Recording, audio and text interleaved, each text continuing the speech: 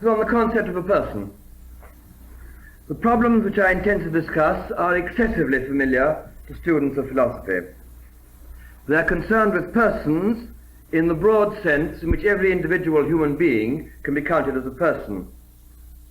It is characteristic of persons in this sense that besides having various physical properties, including that of occupying a continuous series of spatial positions throughout a given period of time, they are also credited with various forms of consciousness.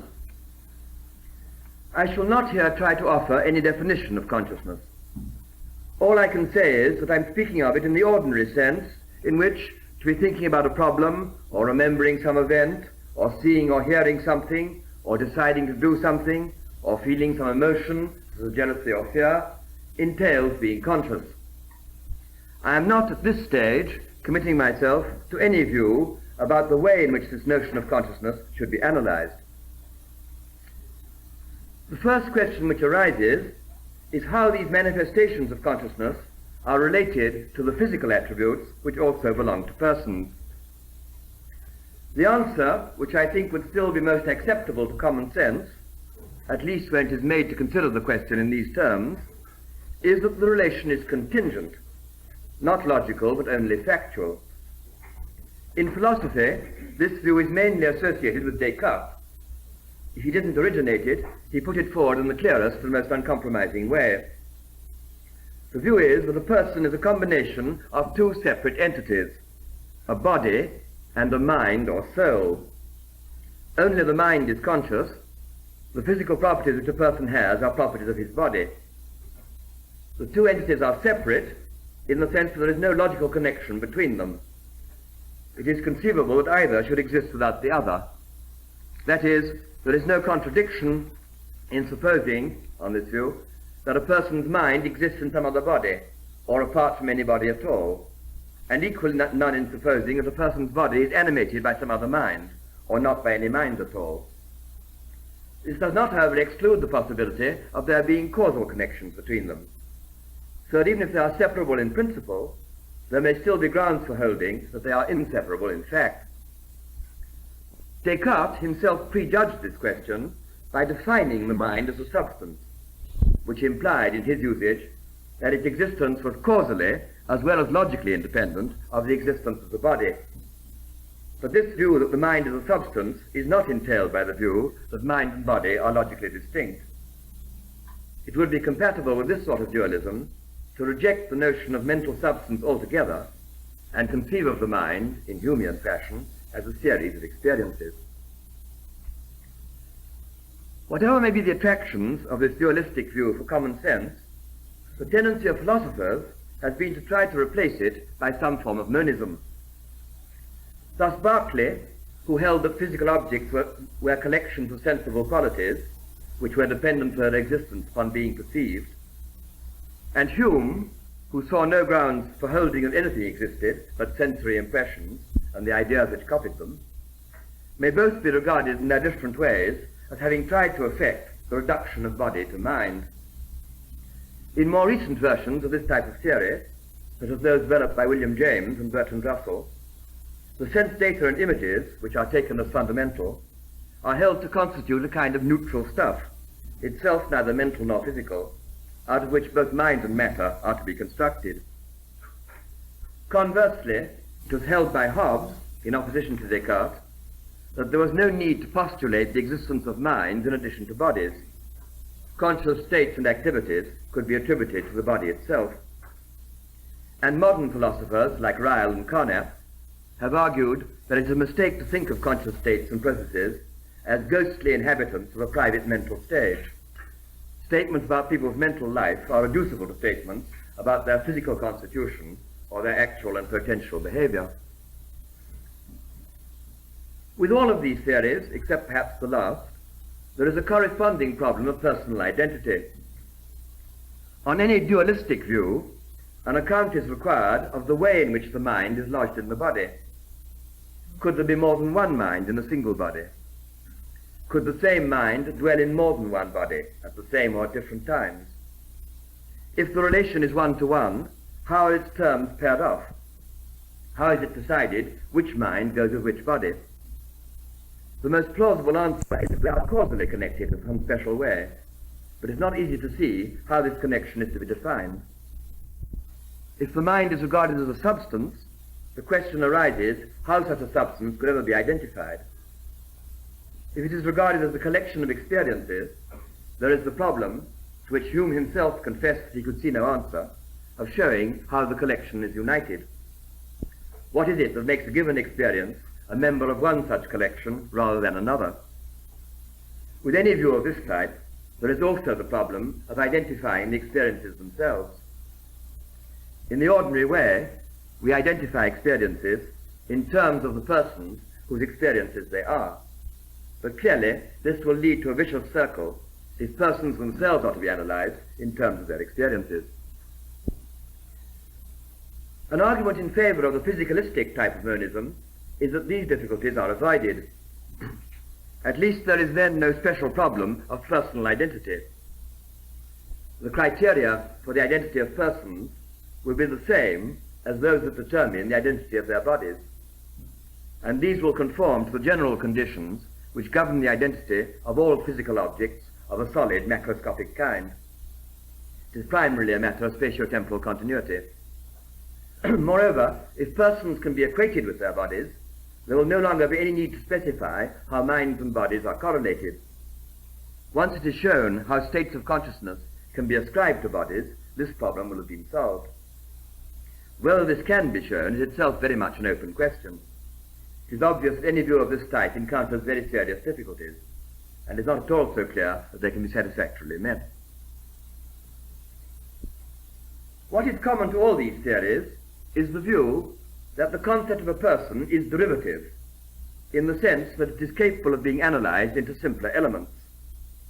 They differ only about the character of these elements and the way in which they are combined. But this premise itself has recently been challenged. In his book on individuals, Mr. P.F. Strawson, Oxford philosopher, has attempted to prove that the concept of a person is a primitive concept. And what he means by this is just that it is not analyzable in any of the ways we have outlined. Not everything that we want to say about persons can be construed as a statement about the physical objects which are their bodies. Still less, when we refer to persons, are we referring to mental substances or to collections of experiences.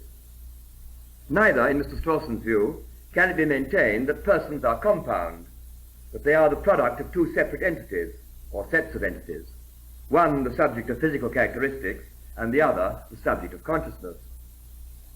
He holds, on the contrary, that the subject which we attribute the properties which imply the presence of consciousness is literally identical with that which we also attribute physical properties.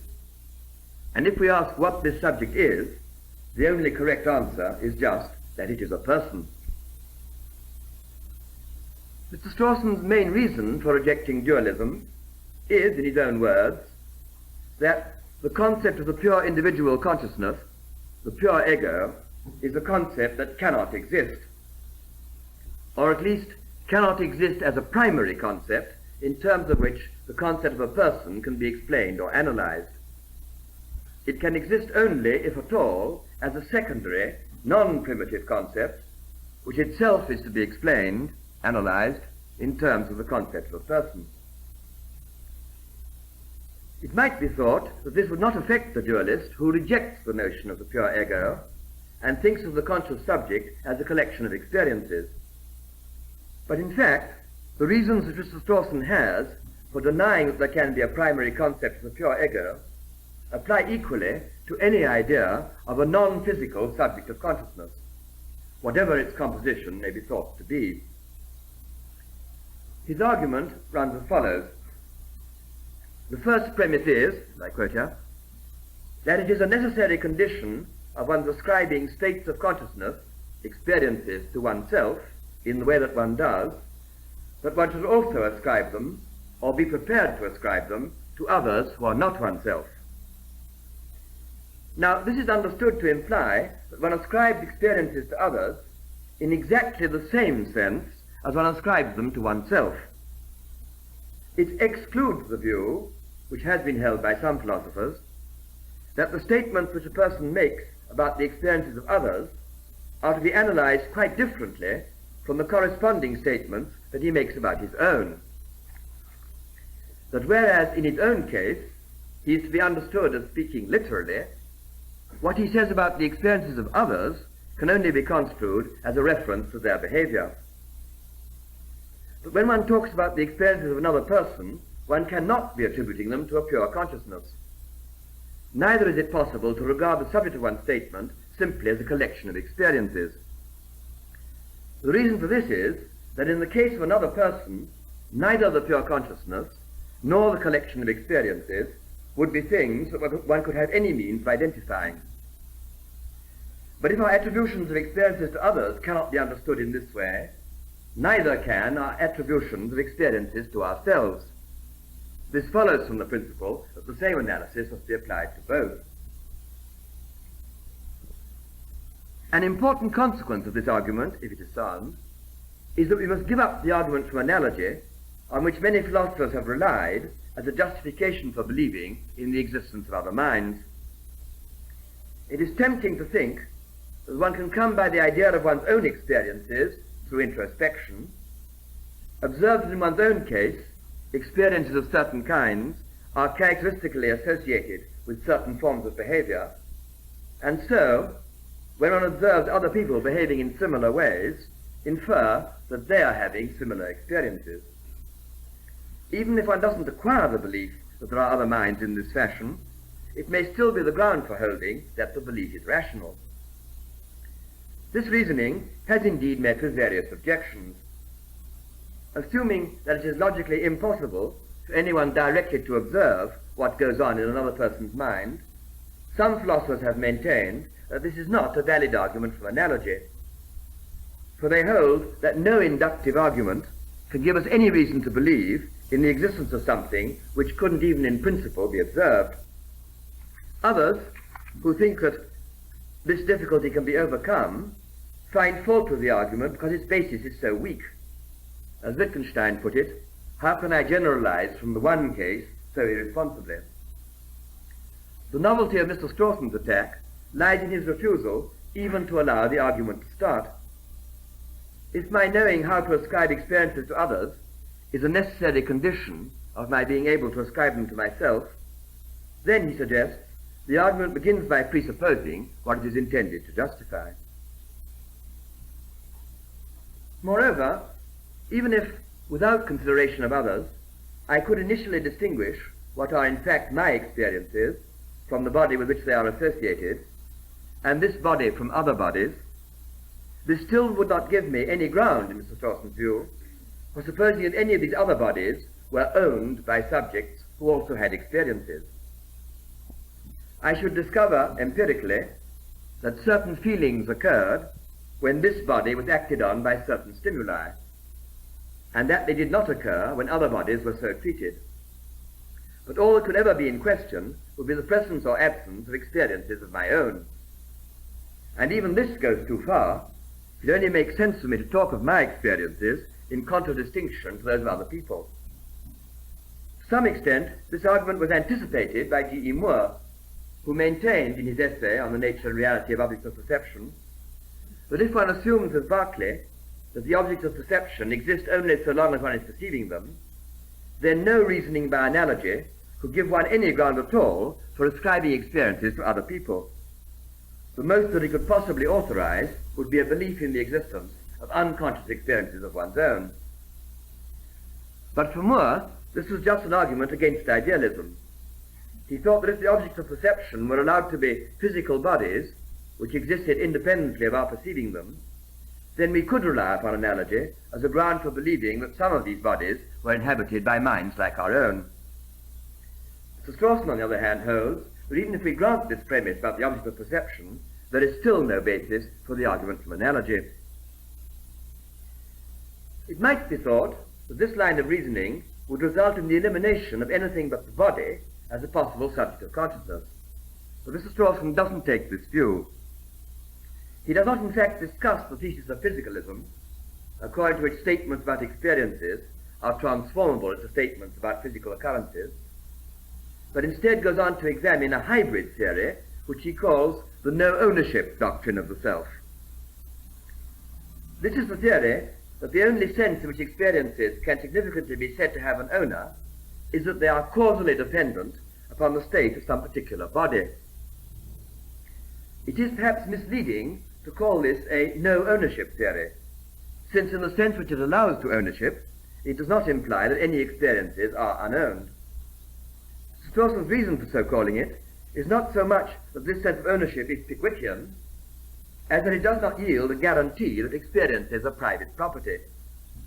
For he holds that it must, on this theory, be regarded as a contingent fact that the experiences which a person owns are causally linked to his body and not to some other body instead.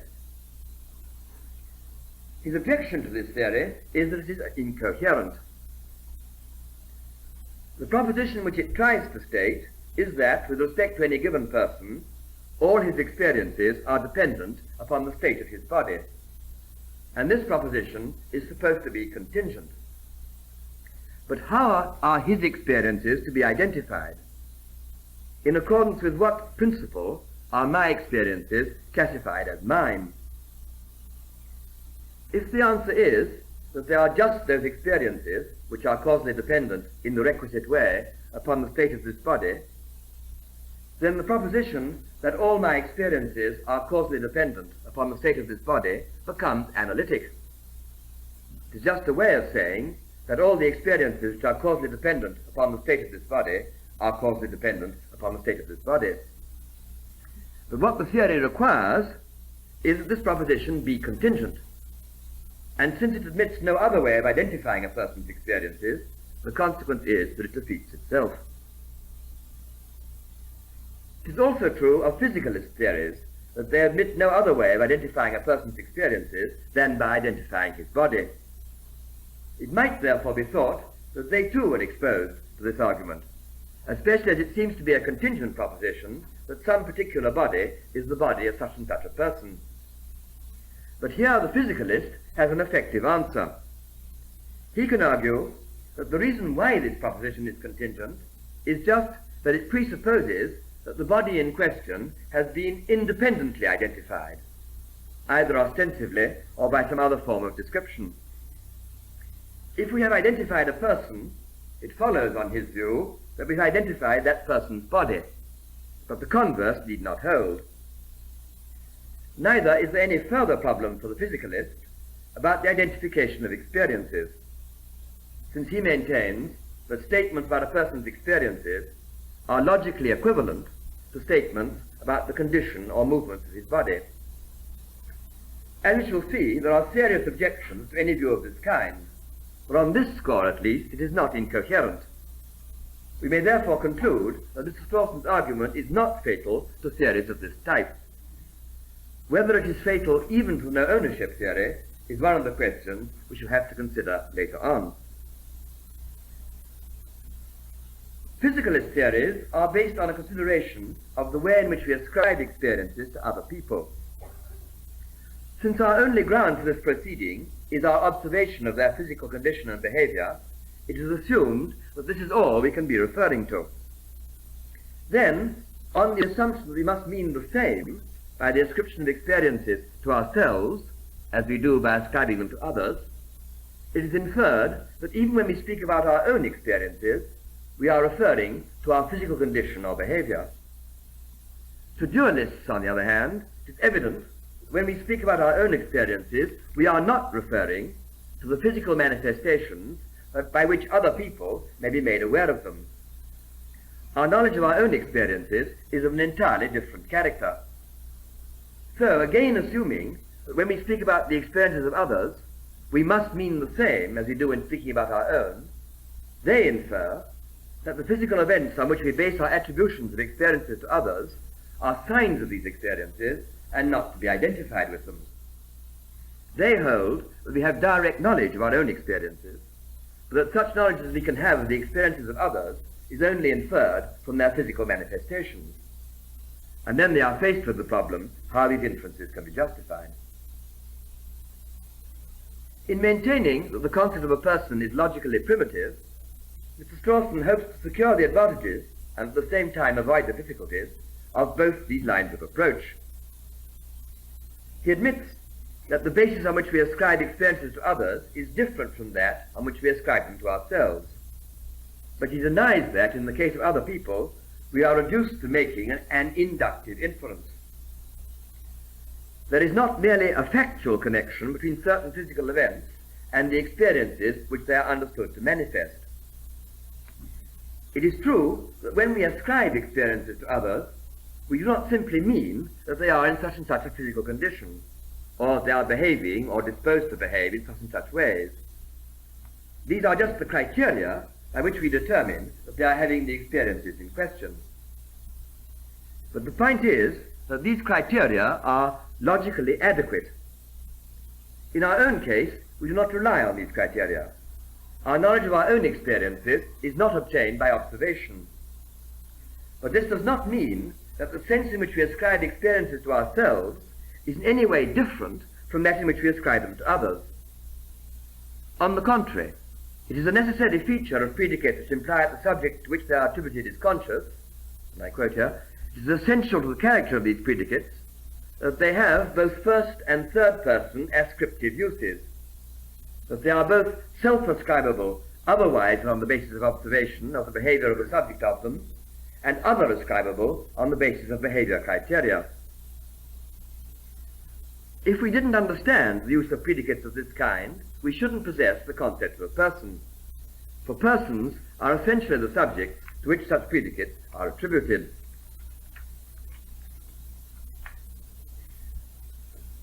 I have summarized Mr. Strawson's theory because it gives an account of persons which, if it were acceptable, would remove many of the difficulties of the mind-body problem.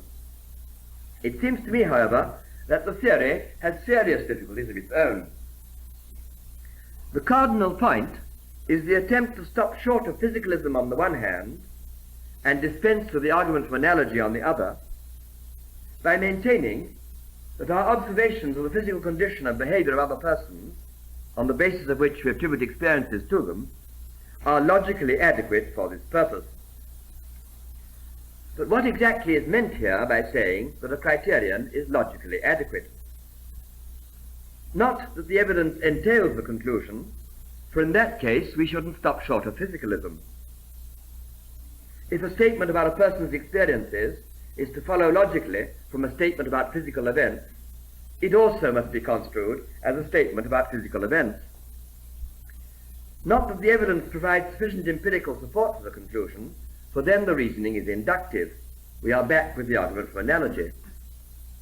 What is envisaged is something between the two. But what can this be? What other possibility remains? That there can be a relation between statements which is not deductive, and yet in some sense logical, is a view which Mr. Strawson is not alone in holding.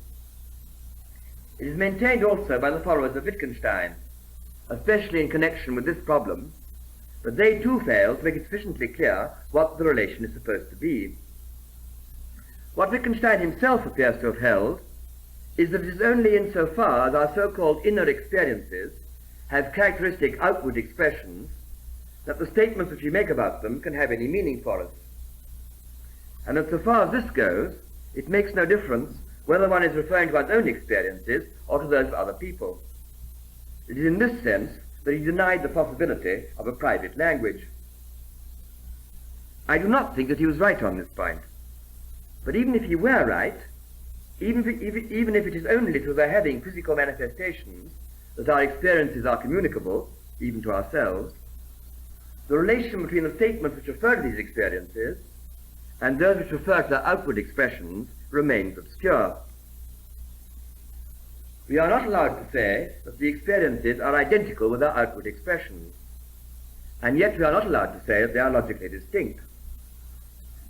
This would seem to indicate that there is a relation of one-way entailment, but the entailment cannot run from the manifestations of the experiences to the experiences themselves, for the manifestations may be deceptive.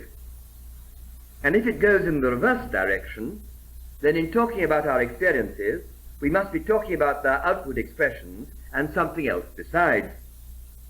But then the question arises, what is this something else besides? And to this, we're not given any answer. But may not the reason why we get no answer be that the question itself is wrongly framed? If we begin by assuming a dichotomy between experiences on the one side and physical states or processes on the other, we shall surely end in the unhappy position of having to find some inductive ground for bridging the gap between them. But is this not just the assumption that Wittgenstein was trying to discredit? His followers will claim that our notion of a pure experience is utterly obscure to them.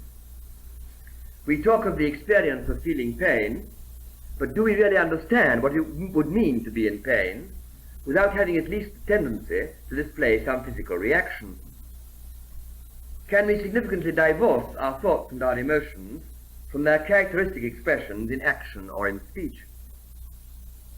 And when it comes to the way in which one observes the behavior of another person, it is surely quite wrong to treat this as an ordinary instance of the observation of physical events. Human behavior does not present itself to us as a physical process from which we have to make a dubious inference to the thoughts and feelings and purposes which lie behind it.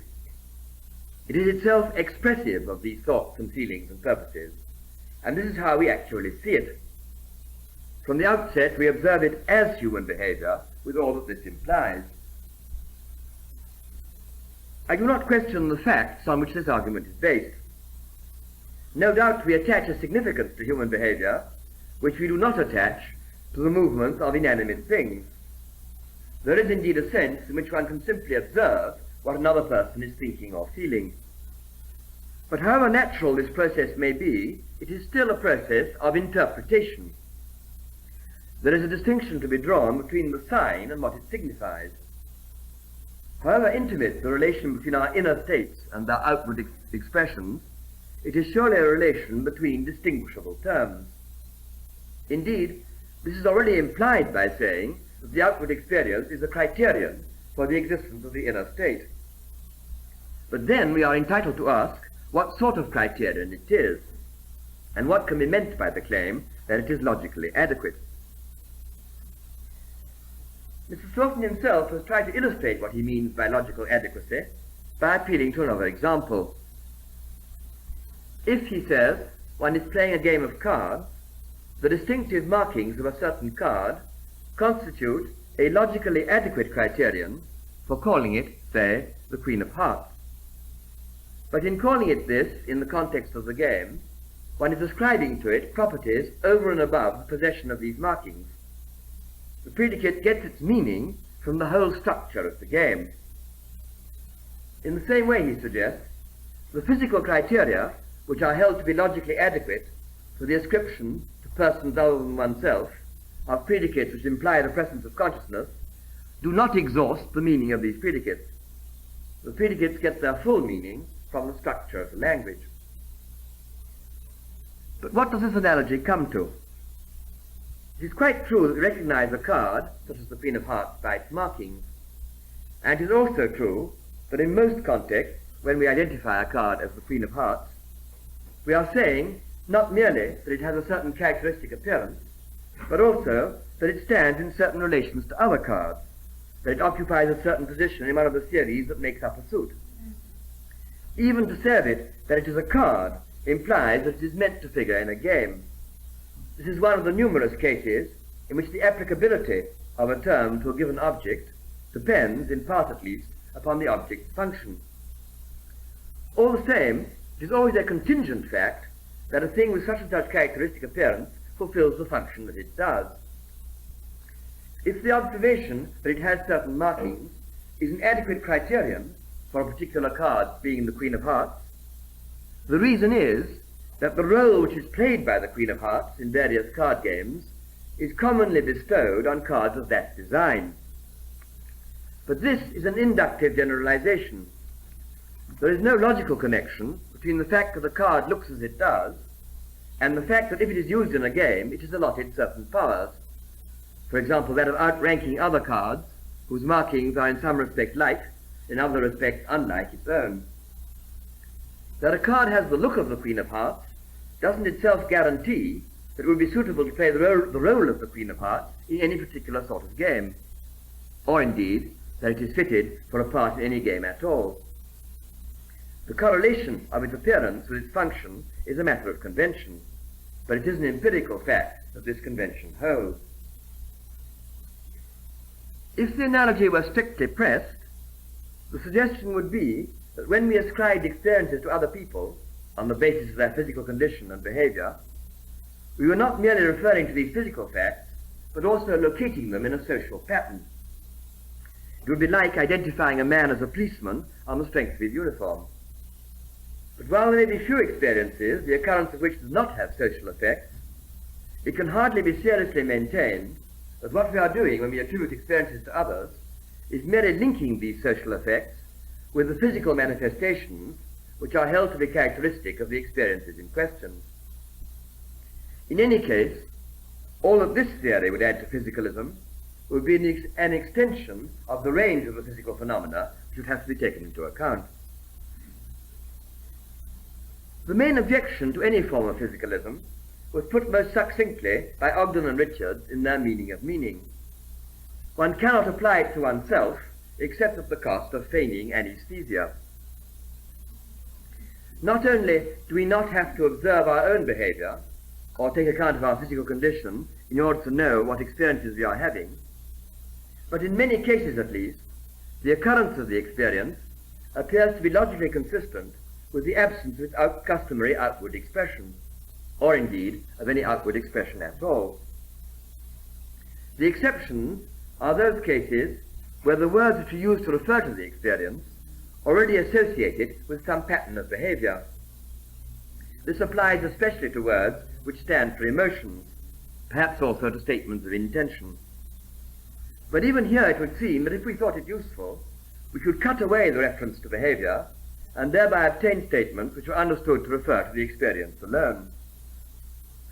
Even if it were true, as Wittgenstein seems to have thought, that our ability to talk significantly about our inner experiences depends upon their having characteristic outward expressions, it still would not follow that these outward expressions could not be deceptive, not just in the sense that they fail to cohere with other physical manifestations, but in the sense that the person in question simply did not have the experience which they led us to attribute to him.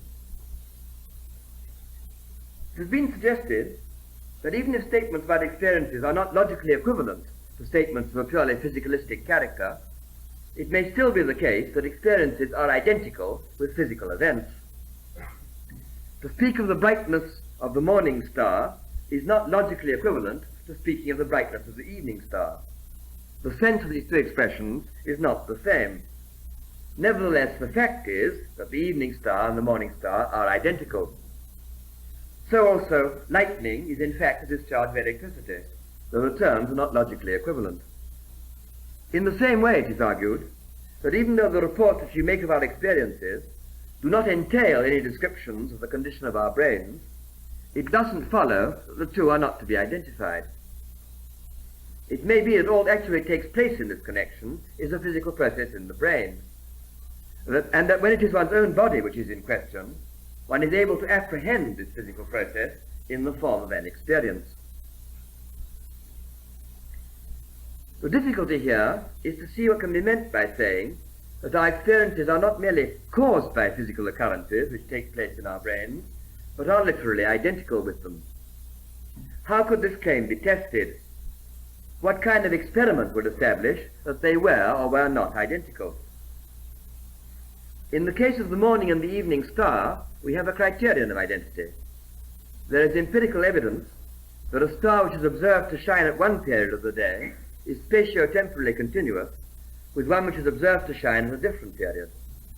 But this criterion is not applicable here. The case of lightning is more promising.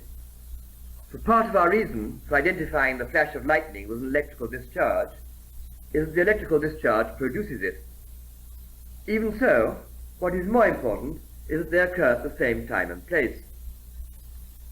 But although there are philosophers who have taken this view, it does seem rather strange to hold that our experiences are literally located in our brains. This is not, as in the other case, a spatial coincidence which can be empirically discovered. It is rather that if one makes the assumption that experiences must be somewhere in physical space, the brain seems the obvious place in which to put them. But of course the dualist answer would be that they are not in physical space at all. The most that can be empirically established is that our experiences are causally dependent upon the condition of our brains. To go beyond this and maintain that what appears to us as a correlation of the mental with the physical is really an identity is simply to take a decision not to regard the mental correlates as entities in their own right. But even if this decision were accepted, it would not dispose of all our problems. For the identification of experiences with events in the brain is based on the acceptance of psychophysical laws. And how do we know that these laws themselves are valid? A possible answer is that I can find out the connection in my own case, whether or not I choose to regard myself as owning the experiences with which my body is associated, and that I can then infer that what has been found to hold for this body holds for other bodies also. But this brings us back once more to the argument of analogy. An essential feature of the argument of analogy is that the justification, as distinct from the cause, of my ascribing experiences to others must issue from the premise that I have experiences myself.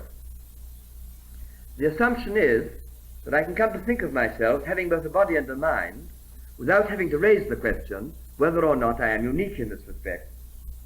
Then, knowing myself to be a person in this sense, I can go on to consider what grounds I have for believing that others are so too. But this is just the assumption that Mr. Strawson wishes to deny.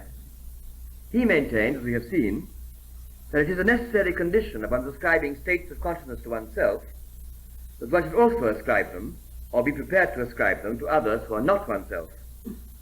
And from this he infers that any attempt to justify the belief that there are other persons by relying on the premise that one knows oneself to be a person would be circular. The premise will already assume what the argument is supposed to prove. I shall now try to show this inference is not correct.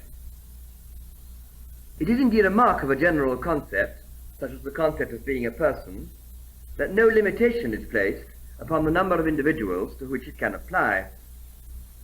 It is therefore true that I could not think of myself as satisfying the conditions of being a person unless I admitted the possibility that others satisfied them too. But all that this excludes is the view, which has indeed been held by some philosophers, that it is meaningless to ascribe states of consciousness to anything but oneself. It is perfectly compatible with the view that one does not know, or even with the view that one cannot know, that such an ascription is ever true in fact. But if I can know that I am a conscious subject without knowing that there are any others, there need be no circularity in an argument which proceeds from the premise that I have experiences and arrives at the conclusion that others have them also. To this it may be objected that when it is said that I must be prepared to ascribe states of consciousness to others in order to be able to ascribe them to myself, what is meant is not just that I must be willing to regard the existence of other conscious beings as something which is abstractly possible, but rather that I must be disposed to treat it as established by certain observations which I actually make.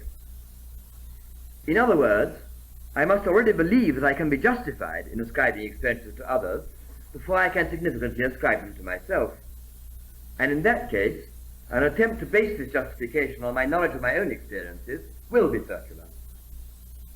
But the answer to this is there is a difference between my believing that I am justified in accepting a given proposition and my really being so. And not only that, but a belief in a proposition may be justified without the proposition being true. So even if I could not think of myself as a person, unless I also thought that I had reasons to think the same of others, I could still consistently raise the question whether these reasons really did the work that was required of them. And even if I were able to decide that they were good reasons, I still should not be bound to hold that they were conclusive. It seems to me, therefore, that Mr. Strawson's argument needs a stronger premise than the one that he states. It must hold it to be a necessary condition of one's ascribing states of consciousness to oneself, not merely that one should ascribe them, or be prepared to ascribe them to others, but that one should be sure of doing so successfully. It must, in other words, exclude the possibility of one's being invariably mistaken. This premise would establish Mr. Strawson's case if it were true. My objection to it is that it is false. I do not mean by this that one is invariably mistaken in ascribing states of consciousness to others. If this were put forward as a general proposition, implying that everyone was so mistaken, it would be self-contradictory. And I certainly do not in fact believe that I am the only conscious subject in the world. What I mean is that if there were someone who was invariably mistaken in ascribing states of consciousness to others, whether because there were no other persons in the world, or merely because he never encountered any, this would not necessarily prevent him from being able to ascribe them to himself. Since this degree of solitude has never been attained by anyone who has acquired the use of language, I cannot prove my point by citing any actual case. The only way I can substantiate it is by constructing a rather artificial example. Imagine a child who, for reasons which needn't trouble us, is kept from having any contact, at least throughout his formative years, with any other human being. He is fed by mechanical means and confined to a nursery which contains, in addition to the usual furniture, a number of automata. These automata, some of which roughly imitate the appearance of human bodies, are so constructed that they respond to his actions in certain limited ways. Cry out, for example, when he hits them, or retaliate by striking out at him. They can be made to nod or shake their heads in answer to his questions, and also to utter certain simple sentences. These utterances may be triggered off by visual or auditory signals. For his instruction in the use of language and other forms of behavior, the child depends upon a voice which addresses him through a loudspeaker. If it be objected that even though the child never sees the owner of the voice, it still introduces a human element, we can suppose that the sounds which the child hears are not spoken by any person, but transmitted, perhaps from written messages, by a machine. The voice teaches the child the names of the various types of objects in the room. It formulates sentences for him to imitate, which are sometimes also responded to by the automata. It teaches him his own name, the use of pronouns and demonstratives, and the use of words which describe his inner states. In very much the same way as children normally do learn these things, he learns to say when he is hungry or satisfied, happy or in pain. He is coached, as other children are, to distinguish what he sees from what he imagines or from what he remembers, and among his memories to distinguish those that are memories of dreams. Part of the method by which this is achieved is a stressing of the similarity between himself and the automata. The voice always speaks of them as though they too were conscious, and he finds that the attribution of consciousness to them, but not to the inanimate objects in the room, corresponds to differences in their behavior. In this way, he learns how to apply the concept of a person, and he satisfies the condition of being ready to apply it to other things besides himself. I said this was an artificial example, but it is not excessively fanciful. The idea of such an experiment may be morally repugnant, but it would not be very hard to stage, and I see no reason to suppose that it could not lead to the result which I have described. But if this is so, the consequences are important. The example shows not only that one might be able to ascribe experiences to oneself while being invariably mistaken in ascribing them to others, but also the criteria which are taken to be logically adequate for ascribing experiences to others may determine no more than that some locution is correct, that in such and such conditions this is the proper thing to say. It doesn't necessarily follow that what is said is true.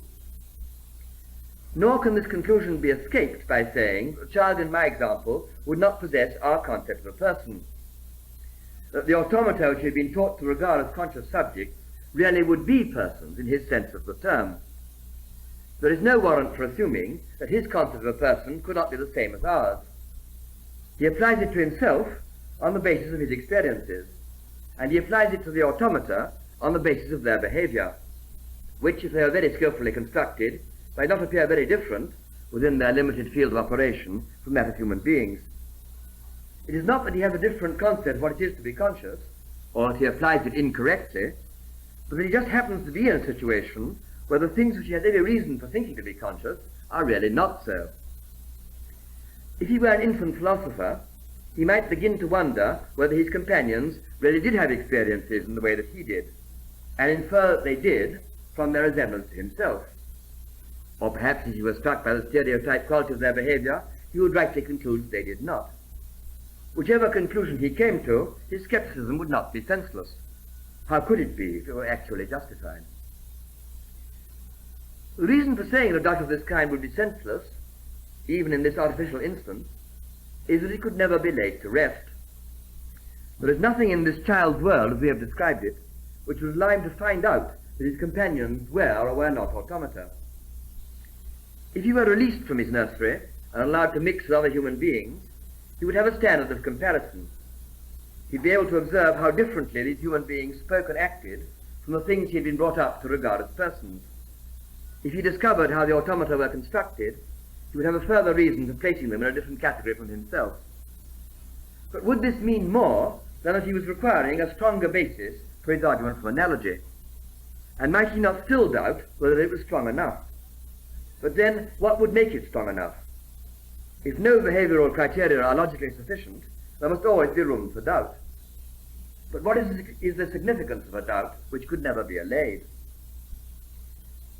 I do not know the answer to this question. The difficulty is not just that the argument from analogy, at least in the form which is usually presented, doesn't seem very powerful. It is rather that any inductive argument allows for its conclusion to be false. So if my belief that other beings are conscious can be defended only as inference in their behavior, it is at least possible that I am the only person in the world. The short answer to this is that I know that I am not. But this still leaves the problem how I can have the right to be so sure. If physicalism were true, this problem would give no trouble. But I do not see how the obvious objections to physicalism can be overcome. Neither, for the reasons which I have given, do I think that Mr. Strawson has succeeded in showing us a middle way. If the thesis of physicalism is to be rejected, it does not follow that we are forced back into the position of Descartes. It is possible to hold that states of consciousness are distinct both from their physical causes and from their physical manifestations, without being obliged to hold that there is a mental substance to which they are ascribable. Indeed, if this is what Hume was seeking when he tried to distinguish himself from his perceptions, it is not merely a contingent fact that he was unable to find it. There is no possible way in which such a substance could be identified. It might seem, however, that we were then committed to Hume's own position. If experiences can be logically distinguished from physical events, then it might appear to follow that one can at least conceive of their existing on their own. Having rejected the notion of a mental substance, we shall have to look upon the self as a bundle of perceptions in Hume's terminology, and it will be a contingent fact that separate bundles are associated with particular bodies. If we take the short step from Hume to John Stuart Mill, and regard these bodies themselves as permanent possibilities of sensation, it will be a contingent fact that some particular perception is both an element of a collection which constitutes a certain body, and an element of a collection which constitutes an individual self. But the answer to this is that all we have so far allowed is that the statement which ascribes an experience to some person need not be equivalent to any statement which refers to that person's physical condition or behavior. And from this it does not follow that it is even logically possible for states of consciousness to exist independently of any physical body. The reason why it doesn't follow is that it may not make sense to talk of states of consciousness except as the experiences of some conscious subject. And it may well be that this conscious subject cannot be identified except by reference to his body. In favor of this view, it may be argued that the alternative of equating the conscious subject with a series of his experiences leaves us without any explanation of the nature of personal identity. Not only is it not clear how the individual experiences are to be identified, but there appears to be no principle according to which they can be grouped together. There is no answer to the question, what makes two experiences which are separated in time the experiences of the same self? The only possible suggestion is that the bundles are tied together by means of memory, but it's already been shown, I think, sufficiently well that memory won't do here what is wanted of it. One objection to making personal identity depend upon the identity of the body is that it rules out even the logical possibility of a person's existing in a disembodied state. On any view, the evidence that states of consciousness are causally dependent upon physical processes is strong enough to make it extremely improbable that any person ever does succeed in doing this. The idea of it happening might at least appear to be intelligible. Surely one can imagine oneself continuing to have experiences which are very like the experiences which one has at present, except that they include none of the perceptions which establish the existence of one's body. And if one can imagine this could happen to oneself, one should also be able to imagine that it could happen to others. This is a legitimate form of argument, but in the present instance it may be deceptive. For if this picture of oneself in a future disembodied state is intelligible in its own right, why should it have to contain any link with one's present form of existence? Is it not also imaginable that one should lose all memory of one's embodied self? And couldn't we go even further? If it is conceivable that one should exist at some time without having any experiences which were indicative of one's having a body, why should it not be conceivable that this should be so at all times? Could it not be imagined that the whole of one's existence was passed in a disembodied state? The objection to these flights of fancy is that there would then be no means by which one could be identified. But does this not equally apply to the idea of a person surviving the destruction of his body? The experiences which might then ensue may themselves be imaginable, but it would seem that in crediting them with an owner, we are making a tacit reference to the body which is supposed to have been forsaken. Mr. Strawson, who allows this possibility, appears to think one could retain one's identity through having memories of one's former life.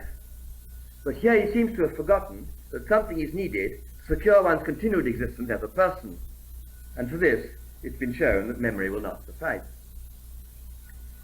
I do not present these arguments as being in any way conclusive. I am, however, inclined to think that personal identity depends upon the identity of the body, and that a person's ownership of states of consciousness consists in their standing in a special causal relation to the body by which he is identified. I am not maintaining, of course, that this is how one actually becomes aware of one's own experiences, but only that the fact that they are one's own, or rather the fact that they are the experiences of the person that one is, depends upon their being connected with this particular body. This amounts, in effect, to adopting what Mr. Strawson calls the no-ownership doctrine of the self. We must therefore try to rebut his charge that this theory is internally incoherent. His argument, as we have seen, is that the theory requires it to be a contingent proposition that all my experiences are causally dependent upon the state of my body. But if my experiences are identified as mine only in virtue of their dependence on this body, then the proposition that all my experiences are causally dependent on the state of my body must be analytic, and so the theory is committed to a contradiction. I think, however, that these propositions can be reformulated in a way which shows that the contradiction doesn't really arise. The contingent proposition is that if my body is in such and such a state, then an experience of such and such a kind results. The analytic proposition is that if an experience is causally dependent in this way on the state of my body, then the experience is mine.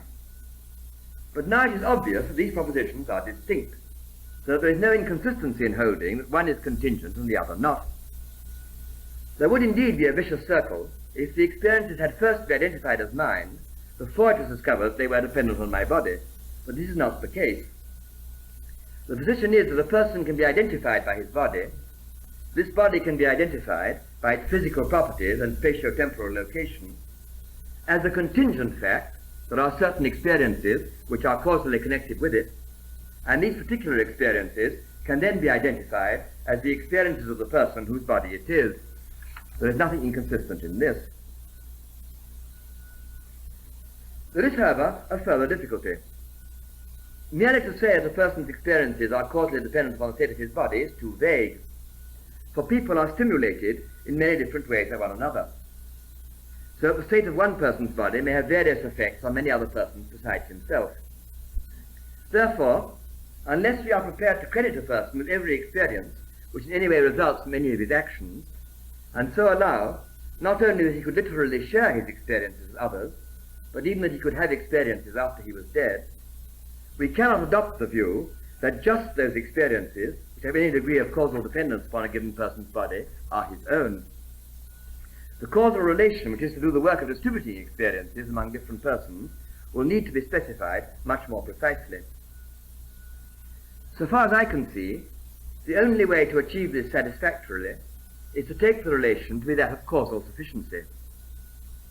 An experience will be said to be mine if and only if some state of my body is causally sufficient for its occurrence, independently of the state of any other body. This will exclude the experiences of other people on the assumption that I cannot act upon them except by producing some physical change in them which is then uniquely sufficient for the occurrence of their experience. It does, however, mean that our theory presupposes the existence of rigorous psychophysical laws. Moreover, so far as they are known to us, these laws have had to be empirically discovered.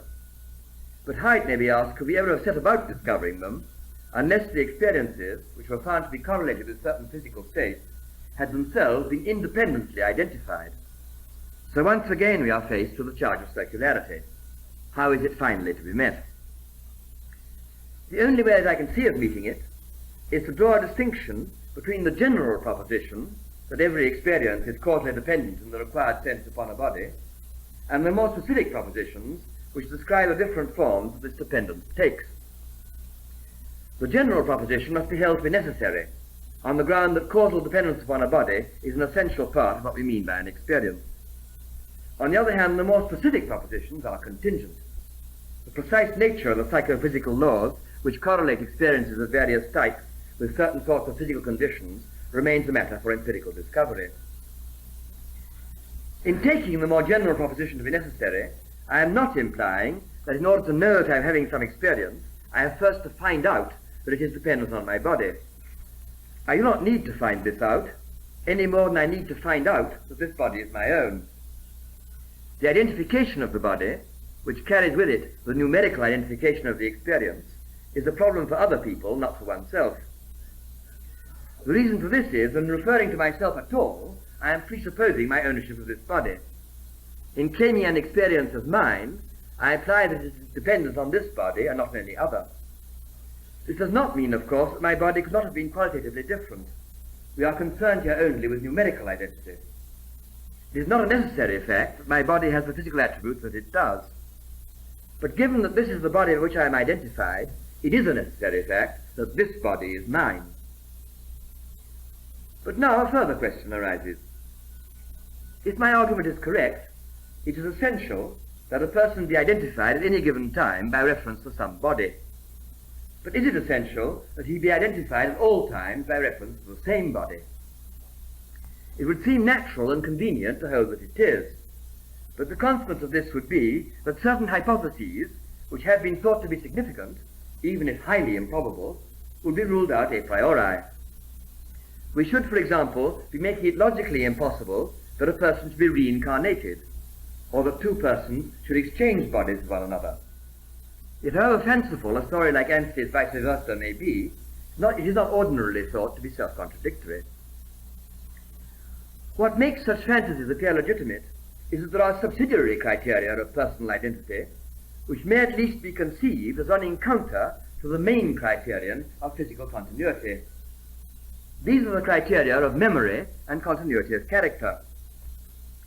Thus, in Anstey's story, the ground for saying that Mr. Bultitude has been translated into the body of his schoolboy son is that from a certain moment onwards, the person who is identified by the schoolboy's body displays the mental characteristics which previously belonged not to the son but to the father, and that it is the father's and not the son's experiences that he ostensibly remembers. In such a case, we could insist on saying that the persons who were respectively identified by the two bodies remain the same as before, but that they had mysteriously acquired each other's character and memory. It does, however, seem a more natural way of telling the story to say that the two persons have exchanged bodies. On the other hand, even if someone could convince us that he ostensibly remembered the experiences of a person who is long since dead, and even if this were backed by an apparent continuity of character, I think that we should prefer to say that he had somehow picked up the dead man's memories and dispositions, rather than that he was the same person in another body. The idea of a person's leading a discontinuous existence in time as well as in space is just that much more fantastic.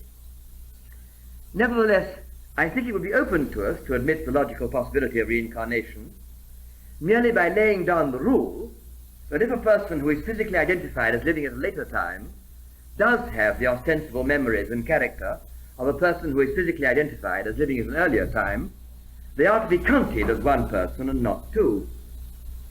For given that this condition is satisfied, the question of their numerical identity is a matter for decision and not a question of fact. But even if the subsidiary criteria of personal identity could in these strange cases be allowed to override the primary physical criterion, they are still parasitical upon it. It is only because the different bodies provide us with subjects of reference that we can entertain these queer hypotheses at all. What we should in fact be doing in these cases would be to revert to a Humean theory in which a person's identity is made to depend upon relations between experiences, irrespective of the body with which they are associated. But we have seen that a theory of this kind is not tenable unless the experiences themselves can be identified.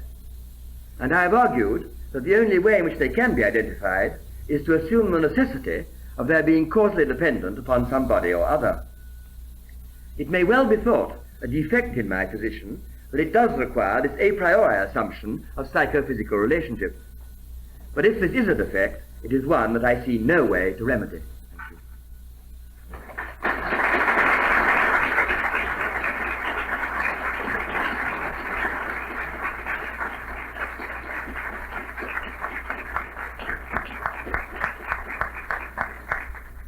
Professor Ayer has agreed to answer a few questions if you have any.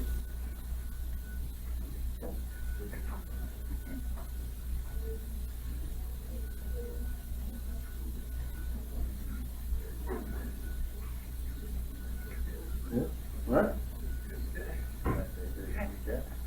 Yeah. Dr. Ayer, in the early part of your lecture, as I recall, you started with Descartes and said he presumed or assumed that the mind was a substance. That's right, yes. Then you went on and indicated there's been a reduction by some from two to one substance. Then you got Strawson, who found the person to be a primitive sort of substance. I would like to throw out for your criticism this thought that might be able to combine these and come up with something. Namely, it seems to me that not only should we not multiply entities beyond necessity, but we should not reduce them beyond necessity. And maybe we're in trouble by trying to reduce too far. I wonder if one of the assumptions of Descartes is not this, that the two substances, if there are two, are incommunicable. It seems to me this is a problem of communication. There is the assumption, on the one hand, that mind and body cannot communicate. There is also the assumption that different persons cannot communicate. I think it would be just as logical to assume the converse. And if I may, I would like to throw this thought out for your criticism.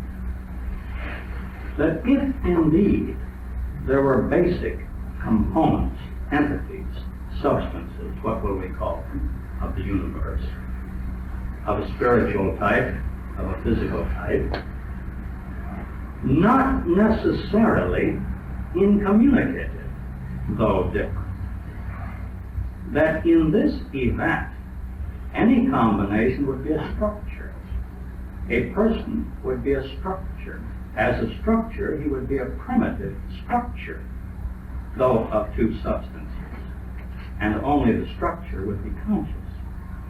If not incommunicative, then there could be certain communication between persons. We know as a fact that when we observe others' outward indications, we observe much more and much faster than our mind tells us. There's 100 things we observe without even being aware. I would like to throw this thought out for your criticism. I don't see what you gain by introducing this notion of structure. And how would it,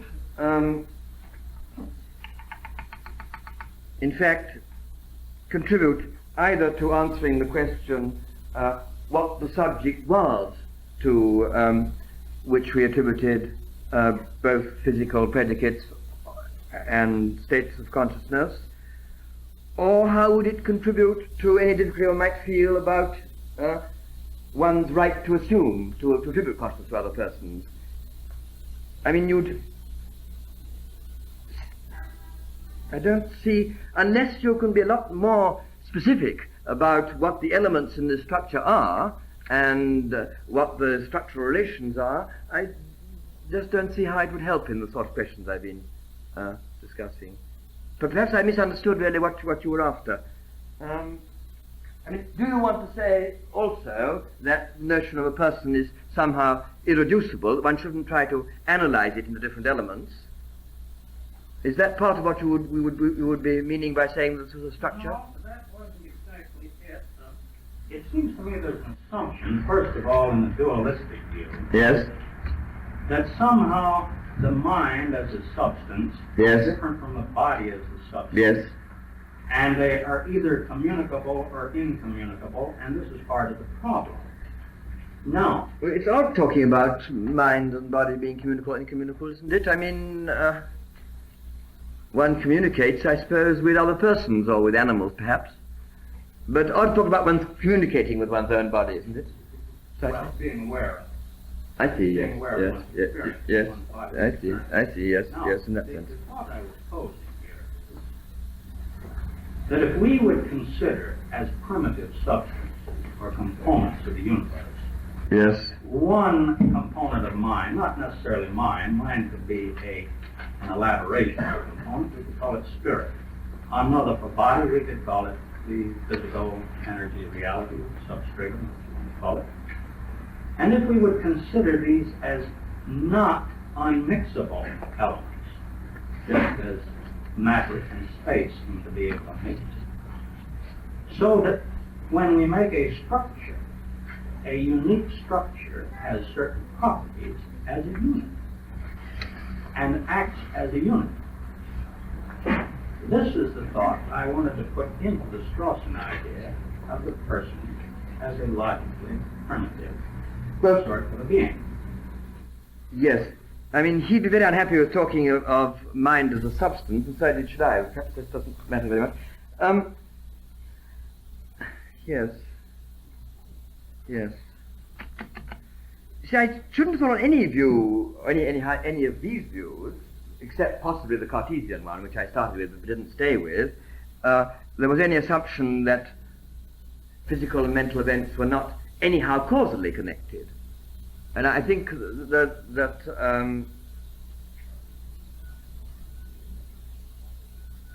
unless, of course, you can show that on any dualistic view a problem arises with regard to this. I've never been able to see this myself, but some people do think that if you adopt any sort of dualistic view, then the idea of there being causal connections between mental and physical facts or events becomes hard to maintain. I don't myself think this. It seems to me that anyhow on a Humean analysis of causation there's no particular problem here.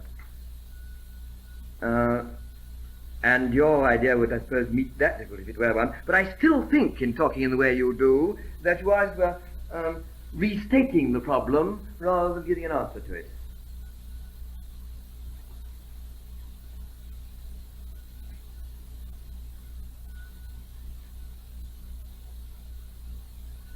More questions? Any more?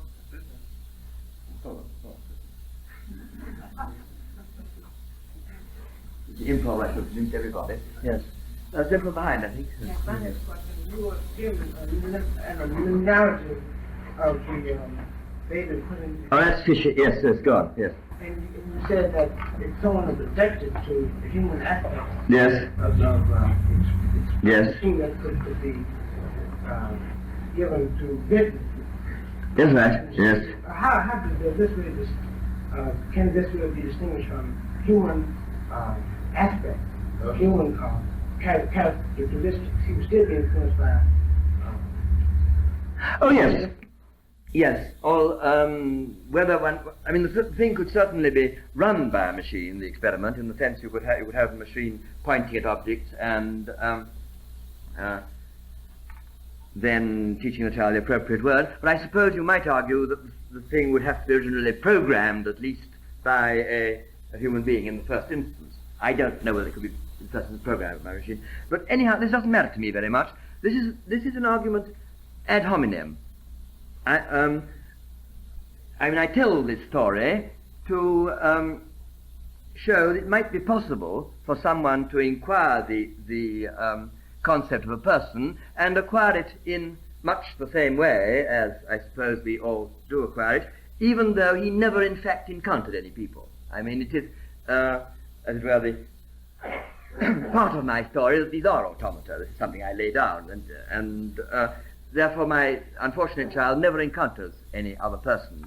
Now, if you're right in saying that at least the experiment would have to be programmed by some human being, then you could argue on the other side, well, the child couldn't acquire the concept of a person unless there was at least one other person in the world, namely someone to stage this experiment. And this might be so, but I don't mind conceding this because I don't want to prove anything quite so strong as that. All I'm out to prove here is that he could acquire the concept of a person even though he never encountered any others. I don't want to say anything so strong as that he could acquire it even though there were no others.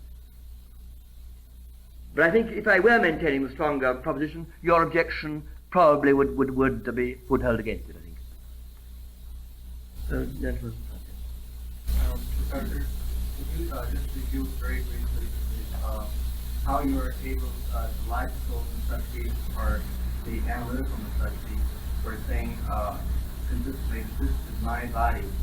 For what reason do I say that this is just not a self-evident statement, or are we going to reduce it to that? Why is this my body? I want to say that this is a necessary statement, yes, and I think this is very, very dubious. I think what I'm now holding, but I might even hold something different in a week though. But on the grounds that my is a demonstrative word pointing to a body which I'm being identified, and this then forms the same function.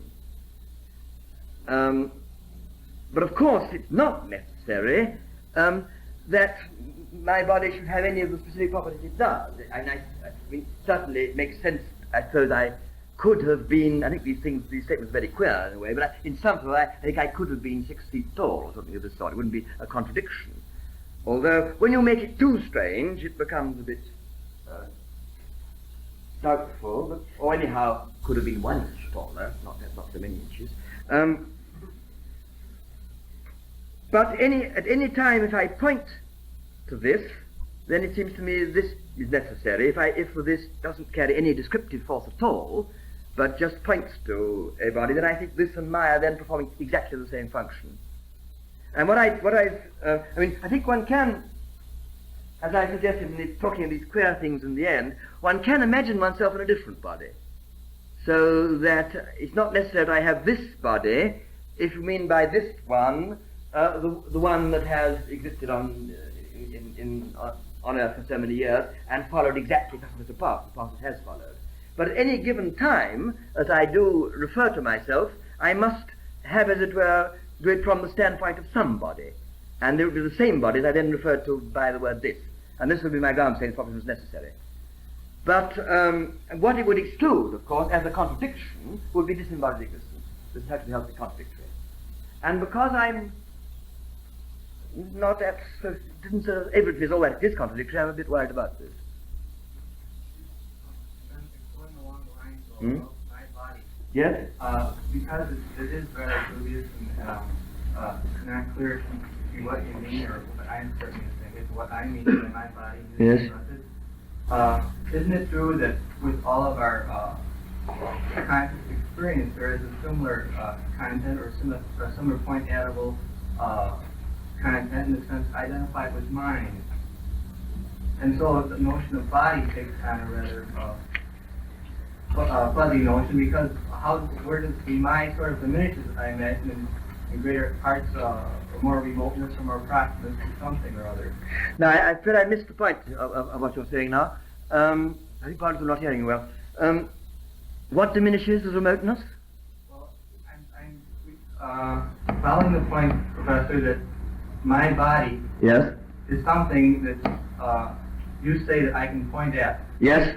And I can repeatedly and What I'm saying is that your use of the word "my" presupposes identification of somebody. Yes. but the identification, why I say my with my body, Yes. not with my desk, or in the sense that that's fair. I'm quite sure that this is not my body when I'm referring to that desk. Where the mind Yes. comes up. Well, that is ownership theory. Oh well, the desk would be the property of the person identified by that particular body. I mean, the my in the desk. I don't think the my body is the ownership sense in the way in which the my desk is. I think that this is one thing where one goes wrong. I mean, one thinks of oneself as owning a body in the way in which one owns the desk. I think this falsifies the whole picture. Because then you might, as it were, sell, as you could sell a desk and get a new one, sell the body and get a new one. Although, yes. Yes. Yes. And it seems to me to make the relation between you and your body too loose, as it were, if you just think of it as your property in the way in which the desk is your property. Well, I'm particularly interested in the distinction, and it seems to equal most of our statements, that it's different for me to say something about possession, something about, not a case of identification in the sense of otherness, but a case of oneness, without the dualistic aspect. In other words, the word Yes. of being and having. Oh, yes, I thought you were going to get there. Yes. Well, yes, I think that this is right. I mean, I think that what people like Sartre and Marcel are saying on this point has a good deal to it. When I understand it, I think this is Professor Dunn, just now, did you place the body as sort of the necessary condition for unification? for identification. Or in the case of Yes. self-identity. Yes. But this is the case of having. This is the case of using other terms, objectification. I'm able to analyze this, but this is not me. Why? Why? Because I'm able to analyze it, shouldn't it be you? Well, we didn't grant. Do we grant this meaningful distinction between me? No, we didn't. No. But we're able to say my. Yes. But my body, that implies a duality, does it not? Well, let's not use these terms, which I think are not very lucid. Let's see. What I was suggesting was that talk of me. I can talk of myself as a person. This requires that I should be re-identifiable at different times, and the only way in which I can be re-identifiable is through the physical identity of my body. And then one would talk of my experiences as those which were causally dependent on my body. This would be the condition of the necessary condition of being mine. Now then, if you then put a question like, how are you related to your body? I don't know how to answer it except through repeating what I just said. And if you ask me something, is it a case of being or having? I simply don't know what this means. Particularly when people talk about being, I never know what it means. Sometimes I know what it means to talk about having. Now, could we? I'm sure I'm getting at something important. Could we get it and find it out clearly what it is? Doctor, I just wonder about your statement that the body, in the sense of, we don't have to, I suppose we should be precise what we mean by body in this case. No, we reckon we know. But it's important that you're able to say, this is important for me, that you're able to say that this is my body with experiences of any sort. Yes. This unity that comes up in these quite varied experiences, mediated through or channeled through, causally affected through a body. Yes. That this is all the same to say my body. And for me, you want to say they have some other unity than that of being dependent on a given body. Is that what you want to say? Well, I want to say, I'd just like to find out where the source of unity is, in the sense of mine being able to identify it as mine. Well, I don't follow this. What's the problem? I mean, are you up to the point that to ask, is this experience mine, is a somehow nonsensical question? Is that it? Well, I don't think that's the case at all. Perhaps I mean, someone else would like to ask another question. I'm quite willing to go on, but I would find that when you say the body is the means of continued identification of the self. That's right. And this is this you find the most acceptable. Least unacceptable, yes. Yes. Least unacceptable means to hope for Yes. continuous unity. That's right. That you are still having a case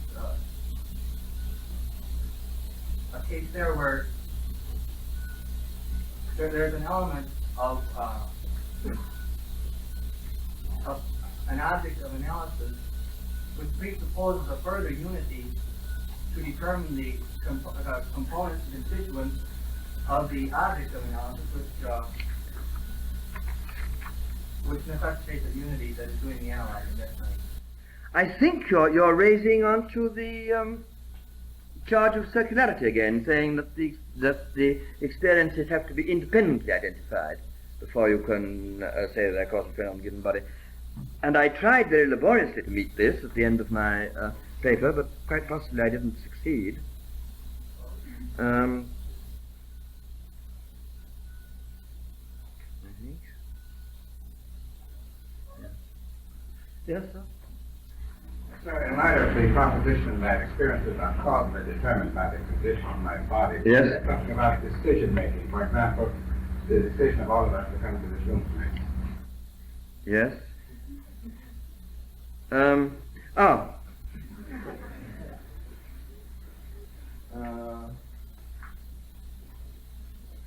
Yes. Yes.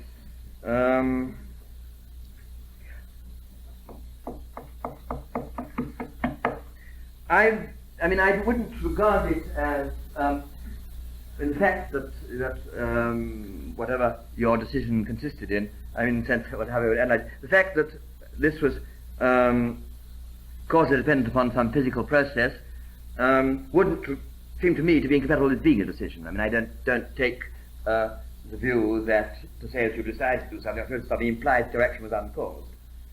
On the other hand, your question does make me reflect, that perhaps it's a bit much to rule this out a priori. I mean, it does seem to me possible to say that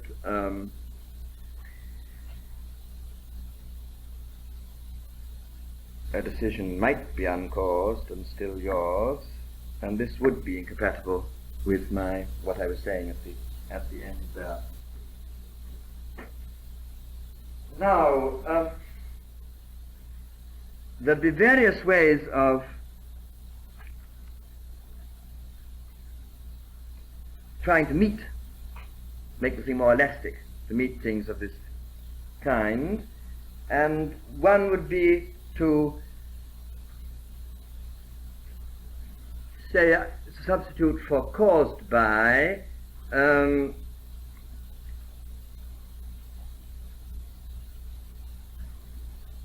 manifested in, which is in a sense more plausible, but then I think I would have then to, again, to explain manifestation in causal terms, so that you would be able to say either caused by a state of a given body, or having characteristic effects which consist themselves in movements of your body. And of course, this would cover your decision to come here, since it was this that came. I don't know. I don't know.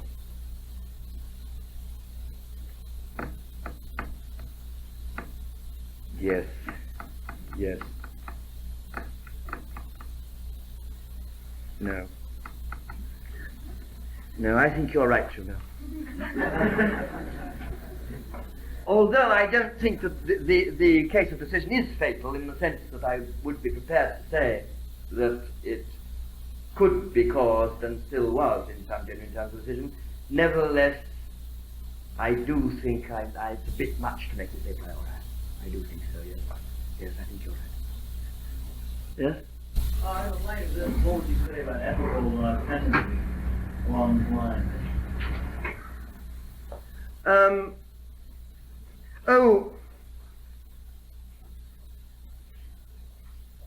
I would say that you certainly shouldn't make the validity of moral judgments, whatever type of validity they can have, depend upon a denial of determinism. I mean, I don't want to hold, most of the time, that determinism is necessary. I mean, I don't want to rule out the possibility of there being chance events, but I'm pretty convinced that ethics doesn't entail that there are chance events, and would be in a very, very rocky position if it did. And I'm still inclined to think that if we're going to talk about people, although I'm not fully convinced of it, I'm still inclined to think that if we're going to talk about people acting freely and so on, some sense must be given to this which doesn't entail indeterminism.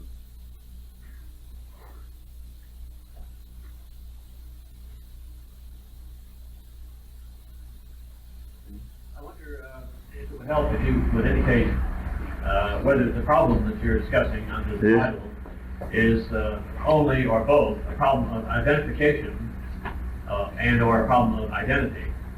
So I think there may be some confusion as to whether you're asking the question, what are the criteria for identifying myself as myself, as opposed to the problem, what in fact makes the self. I'm dealing with the second.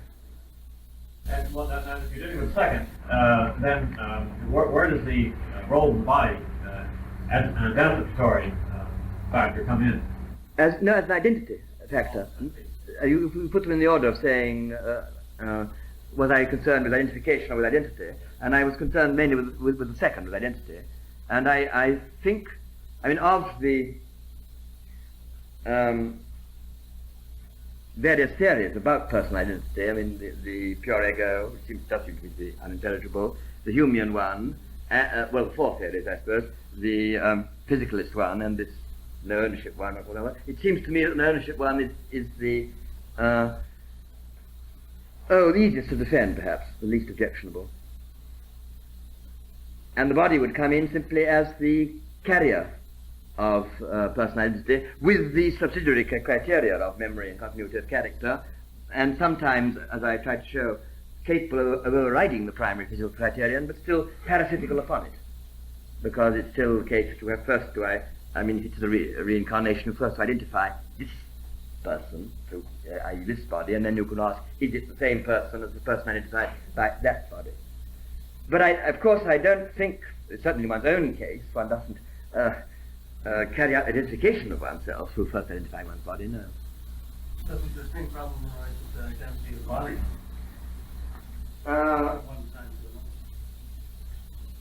Well, there you have got fairly workable criteria, haven't you? And which you can specify. I mean, is there a problem there? I mean, you can specify. I mean, exactly the same criteria apply to one's body as to any other physical object. Namely, some similarity of appearance and function, and the continuous path in space and time. Oh, would it? Well, the body looks quite different at one time in life than another. You mean if we lived in a world where it changed very abruptly from second to second, this would be difficult. But is there any difficulty in stipulating that adjacent strands? Well, I mean, there wouldn't be no adjacent strands if a thing is continuous, but neighbouring strands should be pretty similar, and this, of course, would be consistent. Well, how similar, in fact. I mean, if people suddenly changed. I mean, if suddenly this very second, you looked entirely different. That's not like a human being at all. And then we should be puzzled. We shouldn't know what to say, whether it was the same person or not, and so on. But in fact, and in some cases, of course, this does happen. People's hair go white in a night, and so on. But given that this doesn't normally happen, so that we can get the criteria, and not only with persons, other things going, and given that in the cases where it does, we've got a causal explanation, these are carried by the normal cases. The main thing being, as I say, there are any two successive instants, an object of very similar appearance occupies neighbouring positions. And if this weren't normally so for everything, of course, we shouldn't have this conception of the world at all. I mean, even the notion of physical objects wouldn't be applicable, unless on the whole things stayed put, and and move continuously, don't suddenly jump from there to there. Electrons do that a bit, but not like solid desks and so on. And change goes slowly. Now, this seems to me to be, broadly speaking, true of human beings as it is of inanimate things, and makes it possible to apply this criterion. There are lots of ways of defining it, depending what you take as primitive. I think we could even define it in terms of sensible qualities, but that's a laborious business. But certainly, what? That's what I was getting at. Yes. I think one could, with some sort of gap-filling procedure, right? Yes. Well, no. You see, if you did this, if you did try to present nominalism in this way, you would then have to start with a genuine neutralism. You wouldn't start with things like traditional sense data, which would somehow depend on the percipient. You really would start with, in the way that James and Russell said they wanted to, but never quite brought off, with genuinely neutral elements, and then minds would come in very late. I've got my Robinson Crusoe theory, where he sort of walks about. He teaches himself a language. He's left there as a child and brought up by wolves and so on. And then he starts by simply having names for sensible patterns, or he starts with universals. He then gets individuals through a Pricean gap-filling procedure. He gets the central body rather early, the central body being the most obtrusive thing in his world, the thing that as we enter everything. He only gets the idea of himself very late indeed, only after Man Friday has turned up. And the mind, inner-outer, mind-body distinction comes very late. At the primitive level, everything is the same. I mean, his pain is just as much an objective or subjective, well, objective is a pattern as the bird or tree or anything. And then it gets shoved on the inner side only after that.